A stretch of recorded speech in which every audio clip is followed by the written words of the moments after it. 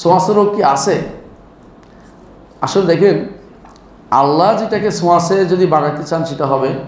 রোগ নিজে নিজে কিন্তু হয়ে যায় না, ছোঁয়াচে হয়ে যায় না, কিন্তু কারণ আছে, কারণ শরীয়তে অনুমোদিত। কারণ বুঝেন কিনা? আগুনে হাত দিয়ে বলবেন যে আগুনে কেউ পোড়ায়, আগুন তো পোড়ায়, হাত দিলে পোড়ায়। তা আপনি আবার কখনো কখনো হ্যাঁ ইব্রাহিমকে পোড়ায় নাই, তাই বলে কি আমি আগুনে হাত দিয়ে রাখবো? তা কিন্তু না।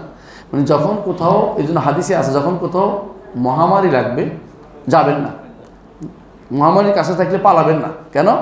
আপনি এত বড় ভয় পাবেন না যে আমি পালাইলে বাঁচতে পারবো, এটা মনে করিয়েন না।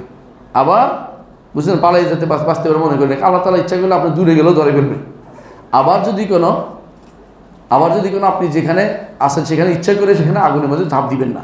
এই জন্য মহামারী থাকলে, কোথাও লাগলে আপনি সর্দির কাছে বসে থাকেন না, যার সর্দি আছে আপনি এখানে আসতেই পারে ভাইরাস, আপনি দূরে থাকেন। আর যদি কোনো দূরে থাকেন, কাছে যাবেন না, কাছে থাকেন দূরে পালাতে চেষ্টা করুন। আমি এখন পালানোর জায়গা দেখতে পাচ্ছি না, বুঝলেন না কথাটা? তখন এটা দেখে পালাইয়া আশেপাশে সব দৌড়াইয়া, মসজিদের একজন হাসি দিছে, আরে কি আসলো, করোনা এসে গেল, আবার দৌড়ে চলে যাবেন না, এটাও ঠিক না। মানে বেশি বাড়াবাড়ি করা যাবে না। আল্লাহর হুকুমে হয়, এটা মনে করতে হবে। কি হয়? আল্লাহর হুকুমে হয়, তবে কারণ আছে, কারণটাকে অস্বীকার করা যাবে না। এটা হলো মূল।